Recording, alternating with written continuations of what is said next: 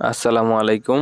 তো আমরা আমাদের আজকের যেই লো কমেন্ট ঢালাই, তো এটির পিছনে আপনারা দেখছেন আমরা সব সময় আলাদা একটা ফ্লাশ ট্যাঙ্ক ব্যবহার করি।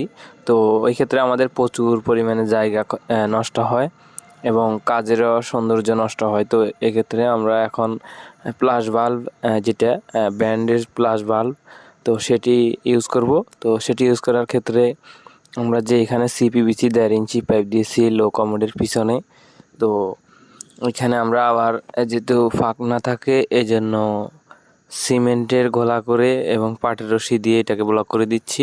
আর লেবেলের জন্য আমরা দেখতেছেন আপনারা সুতা টেনে রেখেছি, 2টা সুতা, যাতে লেবেল অ্যাকুরেট থাকে। সব সময় কমেন্ট বসাতে অবশ্যই লেবেল অ্যাকুরেট রাখবেন। আর আমরা দেখতেছেন কিভাবে জাম দিয়ে নিচ্ছি ভালো করে, যেহেতু যখন ফ্লাশ করব তখন যেন লিকেজ না করে। তো এক্ষেত্রে আপনারা যারা এটা করবেন অবশ্যই এভাবে জাম দিয়ে নেবেন। তা আমাদেরটা কেমন হচ্ছে অবশ্যই আপনারা বলবেন। আর আমরা কমেন্টটা বসিয়ে রেখেছি, বাট আমরা এখনও ঢালাই দিইনি। তো ঢালাই দেব এগুলো সব সেট আপ করার পরে।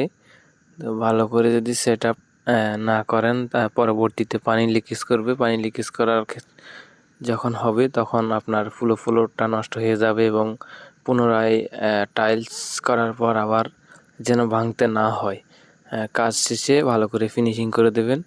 এই যে কতটুক ফিনিশিং করতে হবে, তো আমরা আমাদের যতটুক প্রয়োজন ততটুক ফিনিশিং করে দিচ্ছি।